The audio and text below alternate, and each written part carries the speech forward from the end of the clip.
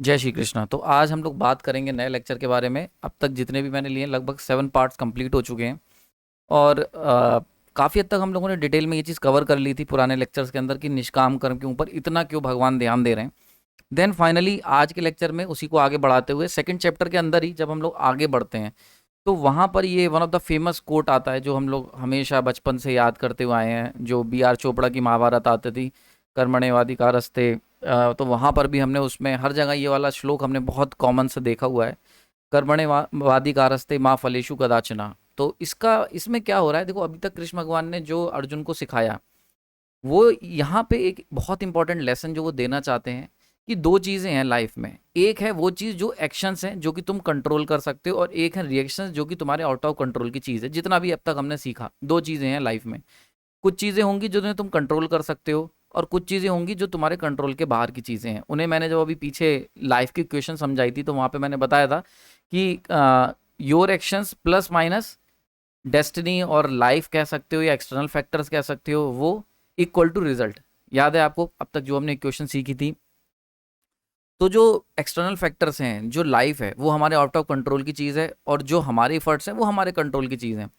तो अल्टीमेटली कृष्ण भगवान अर्जुन से यही कहते हैं कि भाई जो तेरे हाथ में है ना उसके ऊपर करने के ऊपर ध्यान दे, और जो तेरे कंट्रोल के बाहर की चीज़ है उसकी चिंता मत कर। तो यहाँ पे कर्मणे वाधिकारस्ते माँ फलेषु कदाचन, भगवान कहते हैं कि कर्म के ऊपर ध्यान दे और कर्म फल की चिंता मत कर। ठीक है, इसके देखो ये चीज़ ना बहुत बार मैं देखता हूँ इसका लोग मिस इंटरप्रेट करते हैं कि अरे अच्छा हम लोग काम करें और रिजल्ट के ऊपर ध्यान नहीं देंगे, या रिजल्ट के बिना रिजल्ट सेट करे काम करेंगे तो ऐसे तो सब चीज़ें गड़बड़ा जाएंगी। क्योंकि एक जनरल टेंडेंसी क्या है, एक्चुअली जो वेस्टर्न की फिलॉसफी है वो ये कहती है कि कोई भी काम करने के लिए आपके पास मोटिवेशन होना चाहिए, है ना। तो हम लोगों को लगता है कि यार हर चीज़ ना, अगर हम केवल काम कर रहे हैं और कोई हमें फल की इच्छा नहीं है, कोई गोल नहीं सेट किया है, कोई टारगेट नहीं सेट किया है, तो हमारा जो एक्शंस हैं वो क्या होगा, उसका कोई मतलब नहीं रह जाएगा और हम वो कर नहीं पाएंगे। बिल्कुल सही बात है, बात सही कह रहे हो।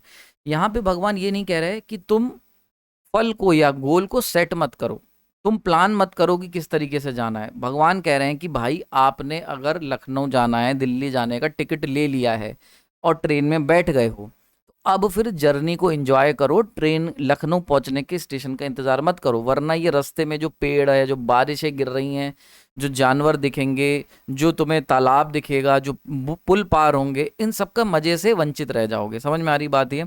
तो इसको ऐसे भी समझ सकते हैं, भगवान कहते हैं कि एक बार तुमने लॉक कर लिया कि मुझे ठीक है ये हिरन है, इसके ऊपर मेरे को निशाना बनाना है, ठीक है कोई दिक्कत नहीं, तुमने गोल सेट कर लिया। अब दूसरा काम जो तुम्हारे हाथ में है, तुम्हारे हाथ में क्या है कि तुम तीर को सही से तान सकते हो, सही पोजीशन में आ सकते हो, एंड देन निशाना लगा के तीर को छोड़ सकते हो। बस यही तुम्हारे हाथ में है। अब इसका फल तुम्हारे हाथ में नहीं है, वो हिरन मरेगा कि नहीं मरेगा ये तुम्हारे हाथ में नहीं है। तो भगवान कहते हैं इसीलिए आप क्या करो, आप पूरा का पूरा ध्यान अपने कर्म को साधने में लगाओ। कर्म सद गया तो हो सकता है आपको ये हिरन लग जाए निशाना, और ये भी हो सकता है कि इस हिरन पे निशाना ना लगे। लेकिन अगर तुम हिरन के निशाने पे, मतलब हिरन के मरने के ऊपर ही, हिरन के ऊपर तुम्हारा निशाना हिट कर गया, इसी के ऊपर ध्यान दोगे, तो ऐसे में क्या होगा, तुम्हारा अपनी आज की सिचुएशन से ध्यान हट जाएगा और तब पक्का श्योर है कि हिरन पे निशाना नहीं लगेगा। ठीक है, इसको ऐसे समझते हैं जैसे बहुत सारे मेरे जो इस समय चैनल पे हैं, बहुत सारे लोग एग्जाम की तैयारी करते हैं। आप अगर आपने सेट कर लिया कि भाई ठीक है एसएससी जेई का हम एग्जाम निकालेंगे, कोई दिक्कत नहीं है, आपने सिलेबस सब निकाल लिया, किताबें इकट्ठी कर ली, मेटल इकट्ठा कर लिया। अब अगर तुम रोज ये सोचते रहोगे कि पेपर में कैसे होगा, पेपर में कैसे होगा, तो क्या होगा, तुम्हारी तैयारी पे से ध्यान हट जाएगा। आपका काम क्या है कि अब जो मटेरियल लेके आए हो तुम्हें आज में जीना पड़ेगा आप। अच्छा, ये चीज़ बहुत ही प्रैक्टिकल एक एग्जांपल दे रहा हूँ, मैंने खुद ये चीज़ महसूस करी। जब भी हम कोई ऐसा चीज़ सेट करते हैं, तो मान के चलते हैं जैसे हमने गेट का एग्जाम सेट करा या कोई चीज़ सेट करी, अगर आपके अंदर आप उस डेट को अगर मान लेते हैं 1 महीना दूर है, 2 महीना दूर है, 3 महीना दूर है, तो बड़ी अंदर से ना बेचैनी रहती है कि जल्दी से वो डेट आ जाए, जल्दी से वो तावलापन होता है। वो कह सकते हो कि तुम एक तरीके का मेरे को वर्ड नहीं याद आ रहा, एक तरीके ऑब्सेशन होता है कि बस जल्दी से आ जाए, डेस्परेशन। हाँ, हम लोग डेस्परेट हो जाते हैं कि बस जल्दी से पहुंच जाएं, जल्दी से ये कर लें, जल्दी से ये कर लें। तो ऐसा क्यों हो रहा है? जब भी तुम किसी चीज़ की जल्दी में होते हो तो मतलब तुम क्या है, तुम बहुत ज़्यादा फोकस्ड हो उस एक्शन पे, उस सॉरी उसके रिजल्ट पे। जैसे फॉर एग्जांपल मैं देखता हूँ हम लोग घर से जब निकलते हैं तो बहुत तेज बाइक चलाते हैं कि कॉलेज पहुंचने की जल्दी होती है, कॉलेज पहुंचते हैं तो वहां पे हमें घर जाने की जल्दी होती है, घर पहुंचते हैं तो अगर जल्दी सोने की जल्दी होती है, सोते हैं तो सोने के बाद हमें जल्दी उठने की जल्दी होती है। मतलब देखा जाए तो पूरी लाइफ में हम लोग क्या है कि इंजॉय नहीं कर पा रहे हैं, बस यहाँ से वहां दौड़ के गए, वहां पहुंचे तो पता चला ये चीज तो थी नहीं वो, है ना। तो ऐसा ही होता है जब हम लोग गोल पे बहुत ज्यादा फोकस कर लेते हैं और प्रोसेस को एंजॉय नहीं करते। ठीक है, क्योंकि क्या होता है आपने देखा होगा हर चीज ना, जैसे फॉर एग्जांपल मैं अपनी जर्नी बताता हूँ, मैं जब सोचता था यार 10,000 सब्सक्राइबर हो जाएंगे तो कितना अच्छा लगेगा, तो मैं हर दिन मेहनत करता था और ये सोचता था 10,000 सब्सक्राइबर हो जाएंगे तो कितना अच्छा लगेगा। फिर एक दिन क्या हुआ, 10,000 सब्सक्राइबर हो गए, तो लगा कि यार मतलब ठीक है ये भी मिल गया तो कोई बहुत बड़ी चीज़ नहीं हो जाएगी। ऐसी जब मैं पीएचडी में था तो मैं बता रहा हूँ, मेरे एक सीनियर थे, उन्होंने ट्रांजैक्शन पेपर निकाला, तो मुझे लगता था यार IEEE ट्रांजैक्शन पेपर मतलब वन ऑफ द बेस्ट चीज़ है, बहुत बड़ी चीज़ है। तो अगर मैं हर समय यही सोचता रहूंगा कि IEEE ट्रांजैक्शन निकालना है, ट्रांजैक्शन निकालना है ना, तो क्या होता है कि एक दिन जब वो ट्रांजैक्शन निकलेगा भी तो तुम्हें पता चलेगा कि जाके यार कि वो बहुत बड़ी चीज़ भी नहीं थी, वो एक ठीक था, अच्छा काम था, ठीक है। समझ में आ रही बात? ये तो होता क्या है अब, लेकिन इस प्रोसेस में हम लोग अगर हम ये सोचेंगे, हम अपनी खुशियों को पोस्टपोन कर देंगे कि हम उस दिन चैन से सोएंगे जिस दिन IEEE ट्रांजैक्शन पेपर निकलेगा, जिस दिन SSC जेई का एग्जाम निकलेगा। तुम याद रख लो, तुमसे याद होगा, कभी ऐसा दिन नहीं आता है कि तुम चैन से सो जाओ। ठीक है, रीजन क्या है, अगर आज तुम चैन से नहीं सो पा रहे हो, आज में तुम सेटिस्फाई नहीं हो, तो कभी भी ऐसा नहीं होगा कि तुम किसी भी दिन सेटिस्फाई हो जाओ। आपको याद होगा जब हम लोग 10th में थे तो घर वाले कहते थे भाई मन लगा के पढ़ ले यार, 10th एग्जाम बहुत जरूरी है ना। फिर 10th के बाद जब 12th में आए तो लोग कहते थे बस 12th का एग्जाम क्लियर कर लो, बहुत ही ज्यादा जरूरी है, और मतलब उसके बाद तुम लाइफ में जो मने वो कर लेना। जब हम 12th में आ गए, 12th पार कर लिया, तो पता चला कि भाई ये एक बहुत छोटी चीज थी लाइफ की। तो ऐसा ही होता है जब हम लोग बहुत ज्यादा ना रिजल्ट पे फोकस होते हैं। तो कृष्ण भगवान अर्जुन से यही कह रहे हैं कि प्रोसेस को एंजॉय करो, प्रोसेस पे फोकस करो, कर्मों के ऊपर ध्यान दो। अगर तुम धनुष सीख रहे हो, धनुष चलाना, तो धनुष को चलाने पे ध्यान दो। ये मत सोचो कि लड़ाई होगी तो मैं ऐसे गोली मारूंगा, ऐसे चलाऊंगा। अगर आप कार सीख रहे हैं तो कार की एक्टिविटी पे ध्यान दें, कार कैसे चल रही है उस पर फोकस करो। ये मत सोचो कि हम 200 की स्पीड पे हाईवे पे चला रहे होंगे, है ना, वो भी समय आएगा। लेकिन अभी आपका काम क्या है कि आप जो है प्रोसेस पे फोकस करो। तो ये हम लोग कई बार देख चुके हैं, मैंने अभी जल्दी में कुछ वीडियोस भी डाले थे कि प्रोसेस ओरिएंटेड, तो सबसे पहले प्रोसेस के ऊपर फोकस होने की बात सोचो। जो आजकल वेस्टर्न फिलॉसफी बहुत ज़्यादा है, ये कृष्ण भगवान ने 5,000 साल पहले ये चीज़ अर्जुन को समझाने की कोशिश करी थी कि कर्मों के ऊपर ध्यान दो और फल के ऊपर ध्यान मत दो।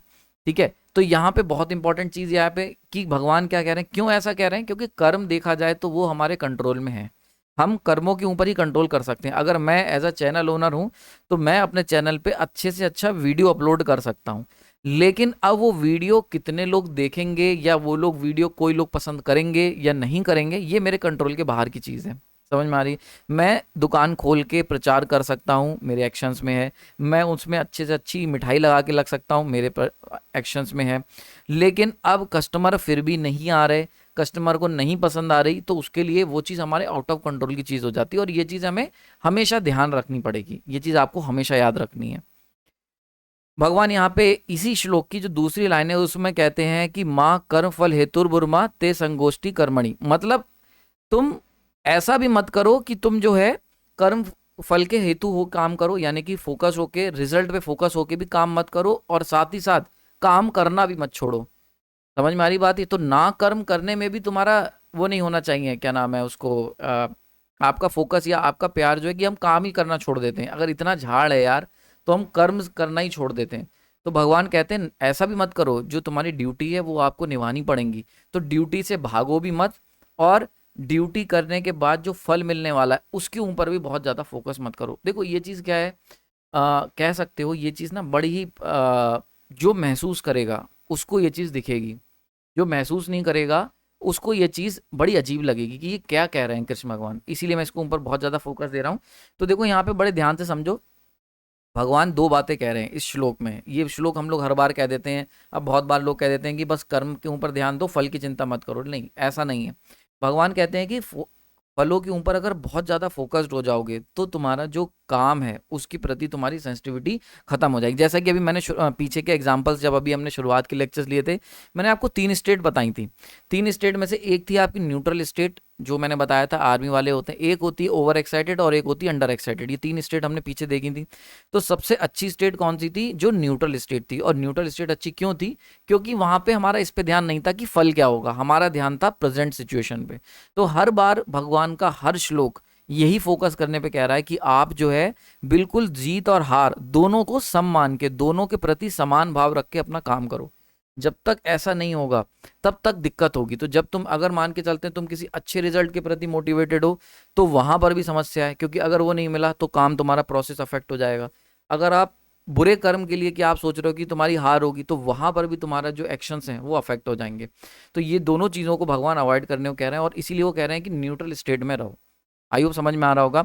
और ये जो सेकंड लाइन है इसमें भगवान 2 बातें और बताते हैं कि ना तो फल के ऊपर फोकस होके काम करो, और ना ही ऐसा सोचो कि मैं ड्यूटी को छोड़ देता हूँ, कि यार मैं काम ही नहीं करता हूँ अगर इतना झमेला है। आई होप क्लियर हो गया होगा। धीरे धीरे और इसको हम लोग क्लेरिफाई करेंगे।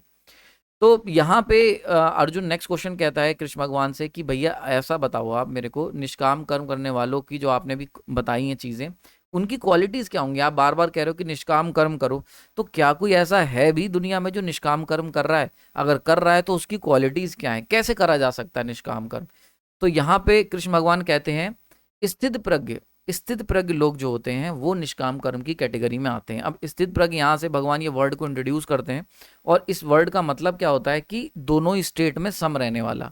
देखो एक बात समझ लो, हमने कई बार अभी इतनी देर से देखा, मैंने आपको बताया था कि जो लाइफ का नेचर है ना वो एसी वेव है, यानी कि भैया अगर लाइफ है तो वहां पे डुअलिटीज रहेंगी।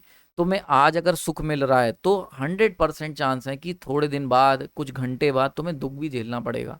अगर आज तुम्हें सम्मान का एहसास हो रहा है तो कुछ दिन बाद तुम्हें अपमान का भी एहसास होगा 100%, क्योंकि लाइफ में डुअलिटीज हैं। तो भगवान यहाँ पे कहते हैं कि ये डुअलिटीज को कोई भी दूर नहीं कर सकता। आज अगर तुम प्रॉफिट कमा रहे हो अपने बिजनेस से, तो आने वाले समय में या कभी ना कभी तुम्हें घाटा जरूर उठाना पड़ेगा। कोई ऐसा तरीका ही नहीं। आज अगर तुम कोई लड़ाई जीत गए हो तो एक ना एक दिन लड़ाई हारोगे भी। जैसे आपने देखा होगा इंडिया मैच वर्ल्ड कप में सारे मैच जीतती आई, फिर एक हारी भी पाकिस्तान से। तो इसीलिए ये आप ये बात समझ लो, कोई भी अजय अमर जैसा कोई चीज़ नहीं होती है। अगर आज आप कोई अच्छी चीज़ ले रहे हो तो एक दिन लाइफ आपको बुरी चीज़ें भी देगी, और वो भी तुम्हें एक्सेप्ट करनी पड़ेंगी। तो इसीलिए भगवान कहते हैं स्थित प्रज्ञ रहो। स्थित प्रज्ञ का मतलब कि जो विचलित ना हो, फ्लक्चुएट ना हो जाए लाइफ की डुअलिटीज में। तो जब तुम्हारे ऊपर, देखो एक बहुत ही सिंपल चीज है, लाइफ जो दे उसे रख लो। ये मैं एक बार और भी बताया था, बहुत ही सिंपल नियम है। जिंदगी जो भी तुम्हारे ऊपर फेंक के मारे उसको रख लो। जब वो गुलाब फेंक के मारे तो गुलाब को अपनी पॉकेट में रख लो। जब वो पत्थर फेंक के मारे तो पत्थर से दीवार बना लो, घर बना लो।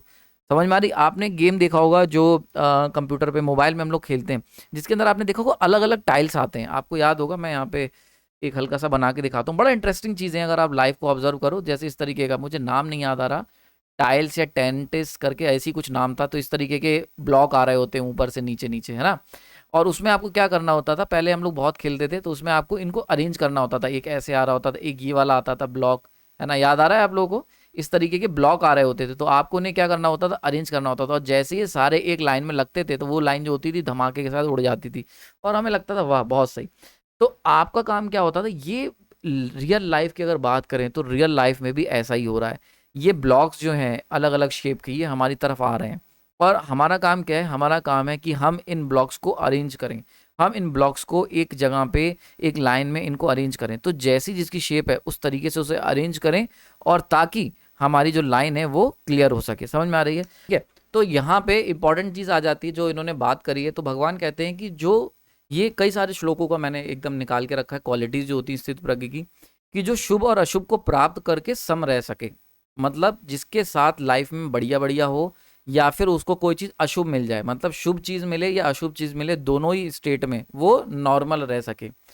शुभ के प्रति, शुभ से प्रीति ना हो और अशुभ से बैर ना हो। मतलब हम भैया जो है गौ माता को खाना खिलाएंगे, कुत्ते को नहीं खिलाएंगे, कुत्ते को लात मारेंगे। क्यों? क्योंकि गौ माता जो है वो शुभ है और कुत्ता जो है अशुभ है।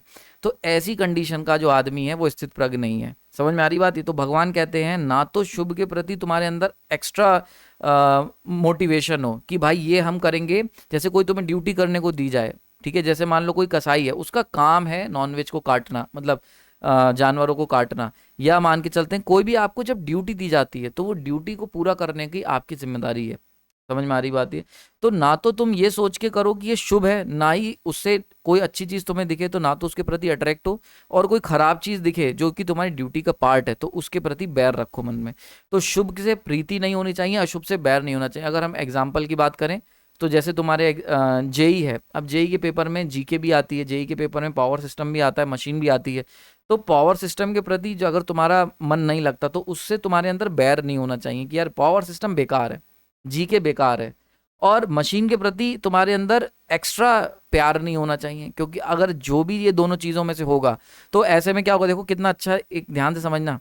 अगर तुम्हें मशीन बहुत पसंद होगी तो जब पेपर में टफ क्वेश्चन मशीन से आएगा तो तुम अटक के रह जाओगे, तुम कहोगे यार इससे तो मेरा बहुत प्यार था, मैंने बहुत अच्छे से करी है, तो मैं इसका क्वेश्चन जरूर सॉल्व करूंगा। और ऐसे केस में क्या होगा, तुम एक्स्ट्रा टाइम दे दोगे मशीन को और पेपर में सेलेक्ट नहीं हो पाओगे।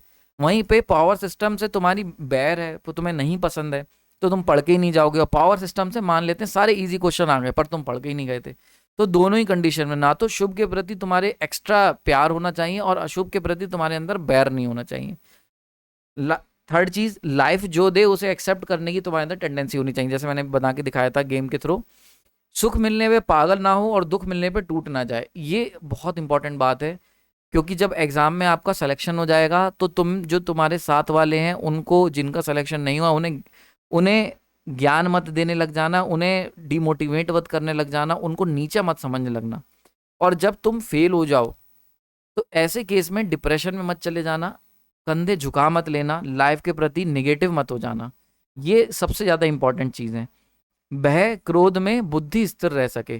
सबसे ज़्यादा क्या होता है, दो चीज़ें होती हैं जो हम पे हावी होती हैं। एक होता है फोमो, कि भैया फियर ऑफ मिसिंग आउट, भाई सब लोग कार खरीद रहे हैं तो हमें भी खरीदनी है, भले ही हमें ज़रूरत हो ना हो। समझ में आ रही बात ये? तो एक तो ये चीज़ हमें कब्जा ना कर ले कि भाई सब लोग कूद रहे हैं तो हमें भी कूदना है, क्यों कूदना है ये नहीं पता। तो भय या क्रोध, समझ में आ रही बात है? तो जब भी हम पे गुस्सा हो या हमें डर हो या फोमो हो, इन दोनों ही कंडीशंस में हमें बुद्धि स्थिर रह सके।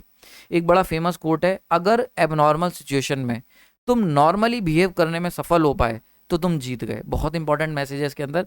जब भी सिचुएशन एबनॉर्मल होती है ना, वहां पे अगर तुम नॉर्मल रह पाए तो तुम जीत जाओगे। तो वही चीज़ है, बुद्धि स्थिर रह सके। जब तुम पे बहुत ज़्यादा गुस्सा सवार हो या बहुत ज़्यादा डर हो, वहां पे अगर तुम्हारी बुद्धि स्थिर रह पा रही है तो तुम स्थित प्रज्ञ। तो ये क्वालिटीज भगवान ने, कृष्ण भगवान ने बताई स्थित प्रज्ञ की। तो अगर हम लोग कह सकते हैं कि एक लाइन में कॉन्क्लूड करें तो स्थित प्रज्ञ वो हो गया जिसका जो ज्ञान है, जो बुद्धि है, वो स्थिर है।